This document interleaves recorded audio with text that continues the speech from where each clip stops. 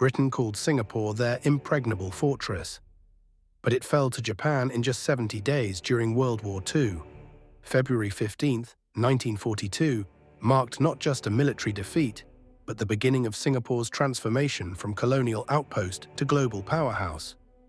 When the Japanese rolled down the Malay Peninsula on bicycles, yes bicycles, they exposed Britain's fatal flaw. The massive naval guns protecting Singapore's harbour could only fire out to sea. Nobody expected an attack from the jungle.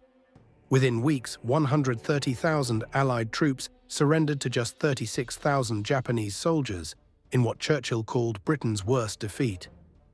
After the Japanese surrender in 1945, Singapore was left devastated. The British came back, but everything had changed. The locals had seen that the mighty British Empire could be defeated. Independence movements started growing everywhere. When Singapore finally gained independence in 1965, they had nothing with a GDP per capita around $500. No natural resources, no military, barely any fresh water. Most countries would have failed, but Singapore's first Prime Minister, Lee Kuan Yew, had a radical plan. Lee Kuan Yew, who lived through the occupation as a teenager, later said those years taught him that Singapore's survival depended on being useful to everyone and owned by no one.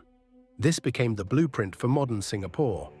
He decided to turn Singapore into what he called a first world oasis in a third world region. While other newly independent countries were focusing on ideology, Singapore focused purely on pragmatic economics. He made Singapore the Switzerland of Asia. No corruption, perfect infrastructure, and business-friendly policies that attracted every major corporation. They made English the working language to attract international business. They created the world's most business-friendly environment with minimal red tape.